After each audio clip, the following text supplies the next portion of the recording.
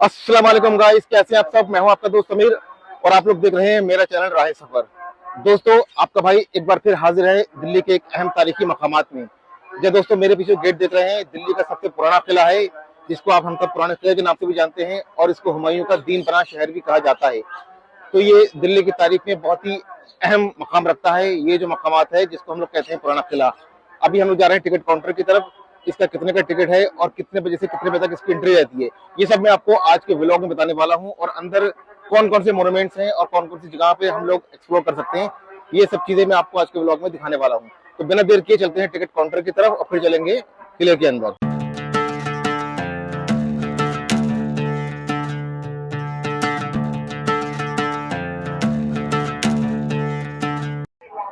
तो दोस्तों, फिलहाल मैंने टिकट ले लिया है और ये 50 रुपए का टोकन है। एंट्री फीस है 50 रुपए की इंडियन सिटीजन के लिए, और यही टिकट विदेशी टूरिस्ट के लिए है 300 रुपए का। अगर कोई विदेश से आ रहा है, पुराने किले को एक्सप्लोर करना चाहता है, तो उसको 300 रुपए की फीस देना पड़ती है। बट इंडियन सिटीजन को इसका टिकट का कॉस्ट पड़ता है 50 रुपए का, जो कि मैंने ले रखा है। अब इसके बाद हम लोग चलते हैं सीधे अंदर।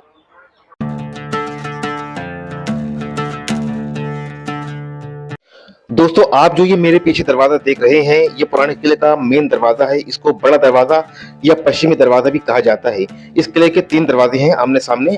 अभी मैं उसको भी आगे चलकर दिखाता हूँ आपको।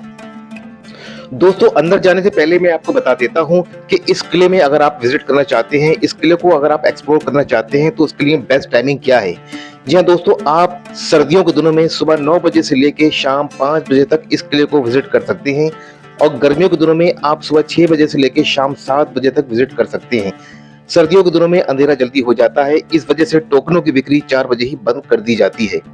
तो दोस्तों, अगर बात करें इस किले की विजिट की एंट्री फीस की, जैसे कि मैंने आपको पहले बताया था, भारतीय नागरिक के लिए यानी कि इंडियन सिटीजन के लिए 50 रुपए का टोकन मिलता है एंट्री के लिए, और विदेशी नागरिक को इसमें 300 रुपए का चार्ज देना पड़ता है। दोस्तों, अगर आप लोग भी पुराने किले को विजिट करना चाहते हैं, तो इसका जो नियर बाय मेट्रो स्टेशन है वो है सुप्रीम कोर्ट। जी हाँ, पहले सुप्रीम कोर्ट मेट्रो स्टेशन का नाम प्रगति मैदान हुआ करता था। बहुत से लोगों में कंफ्यूजन हो जाती है कि प्रगति मैदान उतरना है या सुप्रीम कोर्ट उतरना है। जी हाँ, जो प्रगति मैदान मेट्रो स्टेशन है वही सुप्रीम कोर्ट का मेट्रो स्टेशन है। जी हाँ, आपको सुप्रीम कोर्ट मेट्रो स्टेशन उतरना है, वहां से आपको सीधा ऑटो रिक्शा कर लेना है। वहां से आप ऑटो रिक्शा से भी आ सकते हैं सवारी बतौर, या पूरा ऑटो भी आप बुक कर सकते हैं। और यदि आप अगर नई दिल्ली रेलवे स्टेशन से आ रहे हैं, पुरानी दिल्ली रेलवे स्टेशन से आ रहे हैं, तो वहां से बहुत सारी बसेस चलती हैं जो कि आपको पुराने किले में ड्रॉप कर देंगी। दोस्तों, अगर बात करें इस किले की बनावट की और इस किले की संगे बुनियाद की, तो इस किले को 1533 ईस्वी और 1538 ईस्वी के बीच में मुगल बादशाह हुमायूं ने बनवाया था, जो कि बाद में कुछ क्लैश हुआ था शेरशाह सूरी से। शेरशाह सूरी हुमायूं के जो वालिद साहब थे बाबर, उनके फौज में सिपह सलार हुआ करता था। उसने हुमायूं को गद्दी से बेदखल करके खुद राजपाट अपना हथिया लिया था। तो 1538 के बाद में शेरशाह सूरी ने इस किले पर कब्जा कर लिया था, और उसके जो कुछ मोन्यूमेंट्स हैं, कुछ स्मारक हैं, कुछ इमारतें हैं, जो कि शेरशाह सूरी ने बाद में बनवाई थी। यानी कि इसकी मस्जिद है, उसकी तामीरी भी शेरशाह सूरी ने कराई थी। और इस प्रेमिसेस के अंदर एक झील है, उसकी भी तामीरी शेरशाह सूरी ने अपने ज़माने में कराई थी। जैसे कि मैंने बताया था, इस किले में जैसे दाखिल होते हैं तो 3 दरवाजे हैं। पश्चिमी दरवाजा है, पश्चिमी दरवाजे के लेफ्ट साइड पे एक दरवाजा है जिसको कहते हैं तलाकी दरवाजा, और दूसरी साइड में दरवाजा उसको कहते हैं हुमायूं दरवाजा। तो फिलहाल दोनों दरवाजों को हम विजिट करेंगे, और क्या क्या खासियत उन दरवाजों की वो मैं आपको बताऊंगा। तो चलते हैं तलाकी दरवाजे की जानिब। तो नाज़रीन किराम, ये देखिए, ये जो हम जा रहे हैं तलाकी दरवाजे से पहले ये जो पुराने से खंडर पड़े हुए हैं, ये दरनुमा इमारतें हैं, बची हुई हैं। तो इसके कुछ अवशेष हैं, कुछ इनके निशान बाकी हैं। अभी आगे जाके मैं आपको दिखाता हूँ। ये देखिए नाज़रीन किराम, ये जो किला है तकरीबन पूरी तरीके से ज़मींदोज़ हो चुका है, बट कुछ अवशेष बाकी हैं, कुछ निशान बाकी हैं इस किले के, जो कि तकरीबन 450-500 साल हो चुकी है इस इमारत को। और कुछ रिवायतों में आता है कि इस शहर को कुछ और दूसरे राजाओं ने भी तामीर कराया था, जिसको बाद में रेनोवेट किया था बादशाह हुमायूं ने और शेरशाह सूरी ने। ये देखिए, फिलहाल हम चलते हैं तलाकी दरवाजे की जानिब। तो दोस्तों, फिलहाल बिना देर के हम लोग चलते हैं अभी तलाकी दरवाजे की जानिब। तो दोस्तों, मैं आपको बता रहा था कि बादशाह हुमायूं की जो लड़ाई थी, जो क्लैश था, शेरशाह सूरी से चल रहा था काफ़ी लंबे अरसे से, क्योंकि जो शेरशाह सूरी था वो बादशाह बाबर की फौज में था, और जो बाबर थे वो हुमायूं के वालिद साहब थे। तो बड़ी चालाकी से शेरशाह सूरी ने पूरा राजपाट, मुगलिया सल्तनत का सारा राजपाट अपने कब्जे में ले लिया था और हुमायूं को बेदखल करके भगा दिया था। जब शेरशाह सूरी की मौत हुई तो उसके बाद में फिर से बादशाह हुमायूं ने इस चीज का कंट्रोल किया और यहाँ पर जो इमारतें कब्जे में ले ली थी शेरशाह सूरी ने, दोबारा से अपने कंट्रोल में ली। ये जो प्रेमिस है ये पूरा तलाकी दरवाजे का प्रेमिस है। मैं आपको तलाकी दरवाजे की जानब लेकर चलता हूँ। ये देखिए, ये उस जमाने में लोग यहाँ से सीढ़ी लगाकर सीढ़ियों के जरिए ऊपर जाया करते थे और इस किले की देखभाली करते थे। जो भी मुहाफिज थे उस जमाने के, फौज सिपह सलार, फौजी, जंगी फौजी, वो लोग यहाँ पर रहा करते थे और किले की हिफाजत के लिए ऊपर जाकर तैनात रहते थे।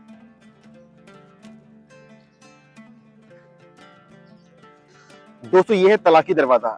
जिस मेन गेट से हम घुसे थे, इसमें एंट्री ली थी इस किले प्रेमिसेस के अंदर, पुराने किले के अंदर, वो था पश्चिमी दरवाजा और उसके में हम लोग आए हैं एंट्री लेते ही लेफ्ट साइड। तो लेफ्ट साइड में ये पड़ता है तलाकी दरवाजा, इसके अपोजिट साइड में है हुमायूं दरवाजा। तो तीन दरवाजों के बीच में मिलकर ये पूरा प्रेमिसेस बना है, जिसमें मुगलों का खानदान रहा करता था और मुगलिया सल्तनत जितने भी लोग थे, सैनिक सिपह सलार, सब इसमें रहा करते थे। और ये छठा शहर है दिल्ली सल्तनत का, जिसे इस शहर को दीन पना शहर भी कहा जाता है।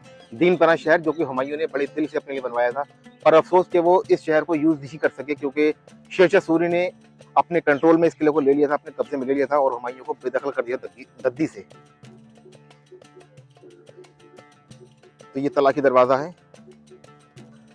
नाज़रीन किराम, अगर आप लोग चाहें तो इस तख्ती को, वीडियो को पॉज करके पढ़ सकते हैं। इस तख्ती पे इस तलाकी दरवाजे के बारे में मुकम्मल तौर पे सब कुछ लिखा हुआ है, आप लोग वीडियो को पॉज करके पढ़ सकते हैं। तो दोस्तों अब मैं आपको नीचे वाली साइड पे लेके चलता हूँ। नीचे इतनी जगह पर, ये पानी वाली जगह पर क्यों बनाया गया था, क्या इसका पीछे रीजन था, क्या वजूहात थी। तो दोस्तों जैसे देखते हैं ये सीढ़ी नीचे की तरफ जाती है, यहाँ पर एक झील, पानी की झील हुआ करती थी और ये पानी जो था मिलता था यमुना नदी से।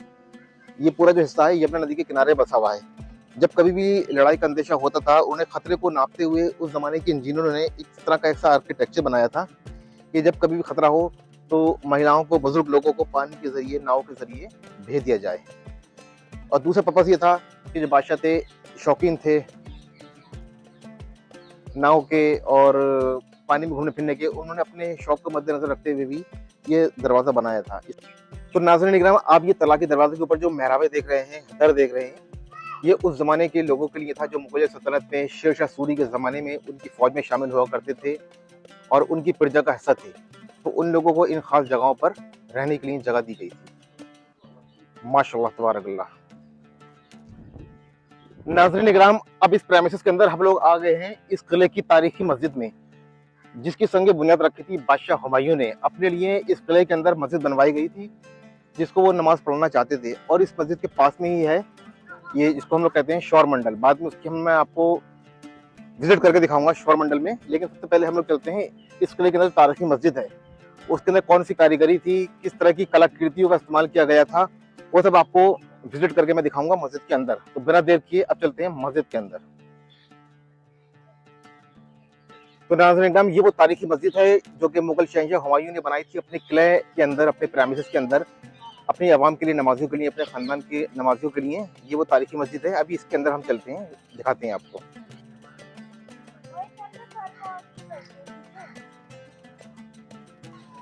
तो नाज़रीन, ये जो पीछे मस्जिद दिख रहे हैं, ये पुराने किले की तारीखी मस्जिद है जिसको तो बनवाया था हुमायूं ने, लेकिन इसको मुकम्मल कराया था शेरशाह सूरी ने 1541 ईस्वी में। जी नाज़रीन, ये तारीख की इसकी मस्जिद का नाम है किला कोना मस्जिद, यानी कि किले के कोने के अंदर एक मस्जिद तामीर थी। पब्लिकली इसके अंदर नमाज पढ़ने की सबको इजाजत थी। ऐसा नहीं था कि ये आम लोगों की मस्जिद है, खास लोग इसमें नमाज नहीं पढ़ सकते हैं, खास लोगों की मस्जिद है, आम लोग नमाज नहीं पढ़ सकते हैं। ये सामुदायिक मस्जिद थी, यानी कि पब्लिकली यहाँ पर कोई भी नमाज अदा कर सकता था उस जमाने में। और अभी हम मस्जिद के अंदर चलकर देखते हैं कि किस तरह की कारीगरी पेश की गई है और कैसे नक्काशी का काम हुआ है। माशाल्लाह बाहर से तो काफी खूबसूरत नक्काशी का काम लग रहा है। मैं आपको अभी करीब से चलकर दिखाता हूँ। दोस्तों ये देख सकते हैं आप, ये है पानी का कुआं। जाहिर सी बात है मस्जिद के पास में पानी का कुआं क्यों बनाया गया होगा। मस्जिद वालों जो नमाजी थे उन लोगों के लिए, वुजू के लिए यहाँ से पानी लेते थे और वुजू बनाकर नमाज अदा किया जाता था, क्योंकि मस्जिद के अहाते में इसीलिए कुएं की तामीरी कराई जाती थी कि नमाजियों को वुजू के पानी की कोई किल्लत ना हो, दिक्कत ना हो। तो जितने भी नमाजी आते थे वो इस कुएं के, सारिकी कुएं से पानी निकालते थे और वुजू बनाकर नमाज अदा करते थे। फिलहाल अब चलते हैं अंदर। ये देखिए मस्जिद परिसर के अंदर, यानी कि मस्जिद प्रेमिसेस के अंदर सामने ही एक खूबसूरत सा पानी का हौज है माशाल्लाह। यानी कि खूबसूरती का भी विशेष ध्यान रखा गया था उस जमाने में कि मस्जिद नमाजियों के लिए एक अट्रैक्शन के लिए यहाँ पर पानी के फव्वारे वगैरह बनाए गए होंगे और पानी का खूबसूरत सा हौज बनाया गया होगा। सो फिलहाल हम लोग चलते हैं मस्जिद के अंदर। आप लोग देख सकते हैं यहाँ पर लोग चप्पल या जूते पहनकर जा रहे हैं, जो कि बड़ी बेहरमती हो रही है मस्जिद की। लेकिन फिलहाल मैं अपने जूते यहाँ पर उतार कर जा रहा हूँ, क्योंकि मस्जिद है, इसका एहतराम होना चाहिए। दोस्तों ये देखिए पूरा मस्जिद का नक्शा है। ये सामने वाला हिस्सा है, ये मेन जहाँ पर मेहराब होती है, इमामत करते हैं। तो दोस्तों ये है मस्जिद कोहरा। जी हाँ, जो किले की तारीखी मस्जिद है। और माशाल्लाह इस खूबसूरत सी मस्जिद के अंदर वाइट संगमरमर और लाल बलुआ पत्थर से बनी मस्जिद है। और इसके अंदर जो नक्काशी हुई हुई है, इसमें आप देख सकते हैं ईरानी और अफगानी कलाकृति की झलक आपको देखने को मिल जाएगी। और इसकी मस्जिद के मेहराबों के चारों तरफ से अरबी की आयतें लिखी हुई है। अब मैं आपको अपने बैक कैमरे से दिखाता हूँ। देखिए नाज़रीन, आप देख सकते हैं ये यहाँ से अरबी की आयतें शुरू हुई और इस वाले पिलर तक ये वाइट संगमरमर से हैं। और ऊपर मैं दिखा रहा हूँ आपको, ये लाल बलुआ पत्थर पे भी नक्काशी का काम हुआ है और चारों तरफ से कुरान की आयतें लिखी हुई। अल्लाह अकबर, माशाल्लाह तबारकल्लाह। अब मैं आपको अंदर से चलकर दिखाता हूँ।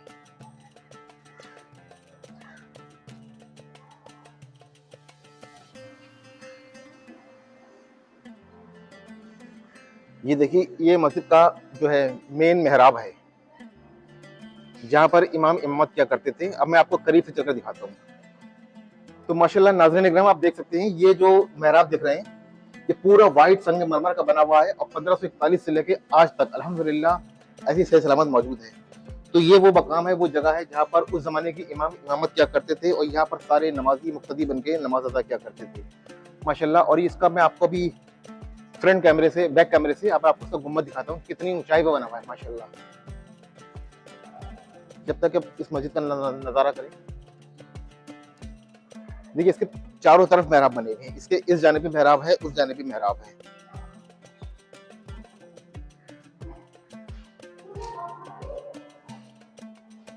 ये देखिए इस जानिब भी मेहराब है। जब नमाजी कम हुआ करते थे तो एक मखसूस जगह पर खड़े होकर नमाज अदा कर दी जाती थी। माशाल्लाह तबारकल्लाह।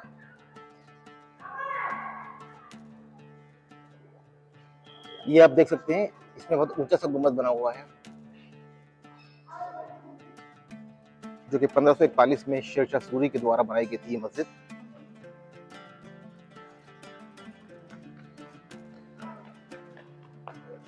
ये देखिए ये बीच में मस्जिद का मेन गुम्बद है। तो दोस्तों फिलहाल मस्जिद को एक्सप्लोर करने के बाद मैं वापस आ रहा हूँ, लेकिन मुझे बड़ा अफसोस हो रहा है कि आप देख सकते हैं यहाँ पर लोग जूते चप्पलें पहन कर टहल रहे हैं और किसी भी तरह का कोई इंस्ट्रक्शन कोई नहीं है, कोई रिस्ट्रिक्शन नहीं है। जिसको मर्जी चाहे अंदर जा रहा है, आ रहा है जूते पहन के चप्पल पहन के। तो ये मस्जिद की बेहरमती है। गवर्नमेंट को चाहिए और पुरातत्व विभाग को चाहिए कि इस पर कुछ एक्शन लिया जाए। वल्लाह वाला अल्लाह अपने हिफ्ज़ ईमान में रखे हम सब मोमिनों को। तो नाज़रीन इकराम, अब जो मेरे पीछे ये इमारत देख रहे हैं, इसको कहते हैं शेर मंडल। जी हाँ दोस्तों, शेर मंडल है। ये एक तरह का एक इमारत है, एक मीनार सी है, जो कि 2 मंजिला इमारत बनी हुई है। इसको 1541 में शेरशाह ने अपने पर्सनल यूज के लिए बनाया था, अपने मनोरंजन के लिए, अपने एंटरटेनमेंट के लिए। शेरशाह सूरी खाली समय में, खाली वक्त में यहाँ पर जाया करते थे और अपना यहाँ पर टाइम पास किया करते थे बैठ के, क्योंकि ऊंचाई की जगह पे होती थी और यहाँ से चारों तरफ से हवाएं आती थी। ये देख सकते हैं चारों तरफ दर बने हुए, दरनुमा ये मेहराबें बनी हुई है। यहाँ पर खाली समय में बादशाह शेरशाह आते थे और अपना एंटरटेनमेंट के लिए किसी को साथ में लाते थे, गाने सुनते थे, शेर व शायरी सुनते थे। वल्लाह आलम।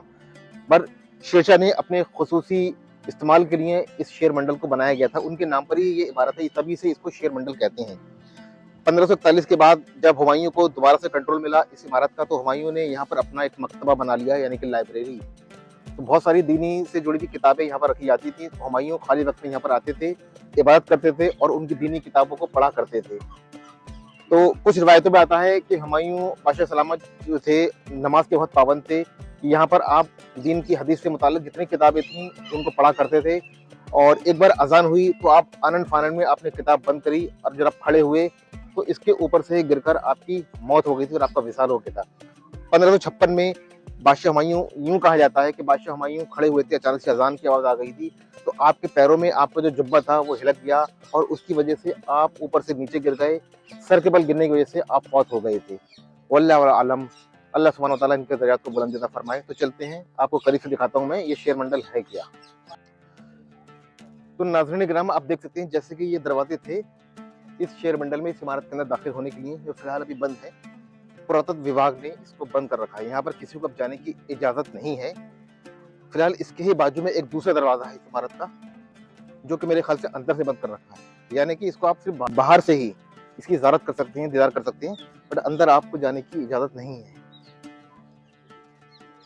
बीच में एक खिलौने नुमा एक इमारत बनाई है, माशाल्लाह काबिले तारीफ है। तो हो ना हो ये शेरशाह सूरी ने हवा के लिए ऐसी इमारत बनाई हो, कुछ चाय पर बैठकर मैं मनोरंजन कर सकूं, टाइम पास कर सकूं और चारों तरफ से हवा का आनंद ले सकूं। माशाल्लाह तबारक अल्लाह। अब फिलहाल चलते हैं, जो इसका तीसरा गेट हम लोगों ने एक्सप्लोर नहीं किया है, जिसको कहते हैं हुमायूं दरवाजा। हुमायूं दरवाजे की जानिब चलते हैं बिना देर किए, क्योंकि वक्त हो रहा है और इस किले को, प्रेमिसेस को बंद करने का भी वक्त आने वाला है।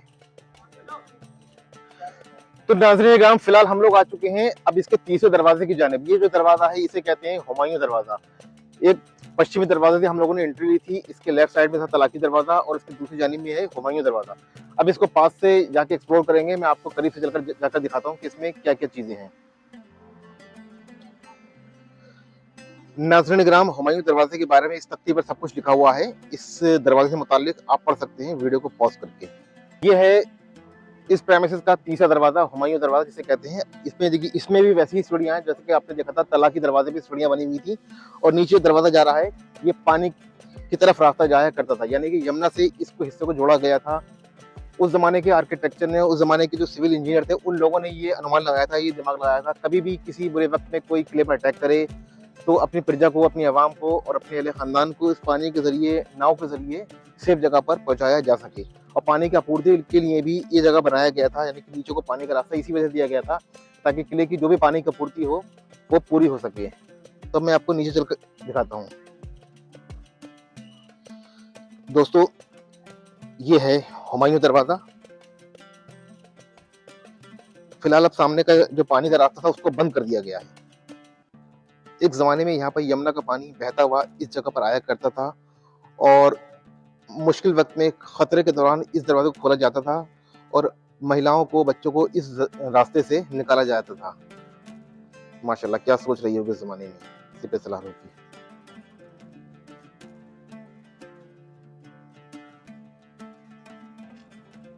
तो फिलहाल दोस्तों, पुराने किला में बस इतना ही था। और अगर आपको ये हमारा व्लॉग थोड़ा सा अच्छा लगा हो तो इसको लाइक और शेयर करना बिल्कुल भी ना भूलें। और अगर आप लोग चाहो तो मुझे इंस्टाग्राम पे भी फॉलो कर सकते हैं, फेसबुक पर भी फॉलो कर सकते हैं। डिस्क्रिप्शन में अपने इंस्टाग्राम आईडी का और फेसबुक का लिंक शेयर कर दूंगा। तो बहुत जल्दी आपसे मुलाकात होगी इंशाल्लाह दूसरे एक नए ब्लॉग के साथ में। जब तक अपना और अपने घर वालों का ढेर सारा ख्याल रखें, सेफ रहें। अल्लाह हाफिज, शब खैर।